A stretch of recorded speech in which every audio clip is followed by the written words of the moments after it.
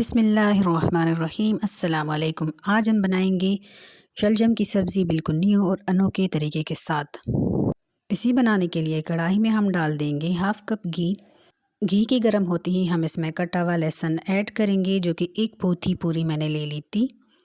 Mix करते हुए लहसुन को हल्का सा हम गोल्डन करेंगे।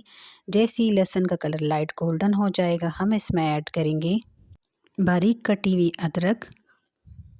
अदरक को भी हल्का सा हम मिक्स करते हुए फ्राई करेंगे। साथ ही यहाँ पर मैंने 2 अदद हरी मिर्ची बारीक काट के डाली हैं। अगर आप तीखा ज़्यादा लेना चाहते हैं तो आप इसकी मिकदार को बढ़ा भी सकते हैं। हल्का सा सौते करने के बाद इसमें हम ऐड करेंगे एक बड़े साइज़ का प्याज, जिसको मैंने बारीक बारीक काट लिया था। आप इसको चॉप भी कर सकते हैं। और प्याज को हम मिक्स करते हुए फ्राई करेंगे। साथ ही हम इसमें हस्बे ज़ायका नमक ऐड करेंगे, जिससे कि प्याज जल्दी से सुनहरा भी हो जाएगा। तो मिक्स करते हुए प्याज को हमने 2 से 3 मिनट तक फ्राई किया है। इसका कलर चेंज हो गया है, गुलाबी रंग का। जैसे ही प्याज हो जाएगा, हम इसमें ऐड करेंगे हल्दी हाफ़ टी स्पून, कश्मीरी लाल मिर्च 1 टेबलस्पून भर के हम इसमें डालेंगे। आप यहाँ पर सालन वाले नॉर्मल मसाले का यूज़ भी कर सकते हैं। काला नमक हाफ़ टी स्पून, इससे बहुत ही मज़ेदार जायका आता है। तो बस तमाम मसाले डालने के बाद इसको अच्छे से मिक्स करते हुए आप फ्राई करें। मसाले को अच्छी तरह भून लेने से हांडी बहुत ही मज़ेदार बनती है। बस हल्का सा पानी का छींटा भी लगा देंगे। भून लेने के बाद 1 मिनट तक हमने इसको कुक करना है, बिल्कुल लो फ्लेम पर।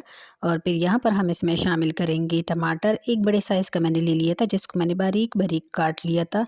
अच्छे से इसको भी भून लेंगे। 1 टेबलस्पून कुटा हुआ सूखा धनिया ऐड करेंगे। ढककर हम इसको लो फ्लेम पर कुक करेंगे, ताकि जो टमाटर है वो अच्छी तरह से सॉफ्ट हो जाए। मेरी आज की रेसिपी अगर इसी स्टेज पर आपको ज़रा सी भी अच्छी लगी हो तो प्लीज़ लाइक कर दें और साथ ही चैनल को भी सब्सक्राइब कर दें। फ्रेंड्स एंड फैमिली के साथ शेयर करना मत भूलिएगा। ढक्कन हटाने के बाद इसको मिक्स करेंगे हल्के हाथ से, और बस ज़्यादा मैश नहीं करेंगे। साथ ही हम इसमें ऐड करेंगे शलगम, जो मैंने बॉईल कर दिए थे।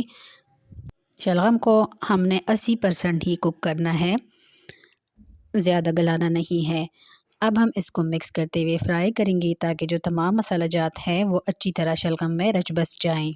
इसके जायके का सारा दारोमदार इसकी बुनाई पर है, तो अच्छी तरीके से इसकी बुनाई करेंगे। तकरीबन 4 से 5 मिनट तक मैंने इसको मीडियम फ्लेम पर अच्छी तरीके से भून लिया है। अब हम इसमें पानी ऐड करेंगे चम्मच से, जैसे कि आप देख रहे हैं। इससे ज़्यादा आपने नहीं डालना, क्योंकि शलगम पहले से बॉयल हो चुके हैं।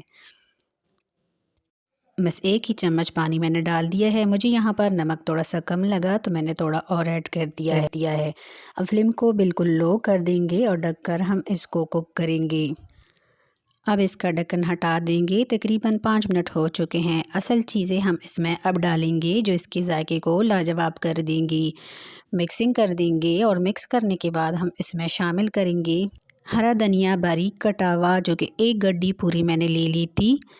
और साथ ही हम इसमें पुदीना भी हाफ़ गड्डी बारीक कटा हुआ शामिल करेंगे, और थोड़ी सी हम इसमें कलौंजी भी शामिल करेंगे। धनिया पुदीना डालने के बाद ज़्यादा देर तक हमने इसको कुक नहीं करना, बस 1 मिनट के लिए ही हमने इसको मिक्स करते हुए फ्राई करना है, बिल्कुल लो फ्लेम पर, ताकि धनिया और पुदीना अच्छी तरह मिक्स हो जाए और ये बस हाफ़ डन हो। मिक्सिंग करने के बाद फ्लेम को बंद कर देंगे। मज़ेदार, लजीज, जायकेदार सूखी शलगम की सब्ज़ी नए और अनोखे तरीके के साथ बनकर तैयार हो चुकी है। इसको हम डिश आउट करेंगे नान, चपाती, पराठे के साथ। आपने इसको सर्व करना है। अगली वीडियो तक ढेर सारा ख्याल रखिएगा, दुआ में याद रखिएगा। अल्लाह हाफिज़।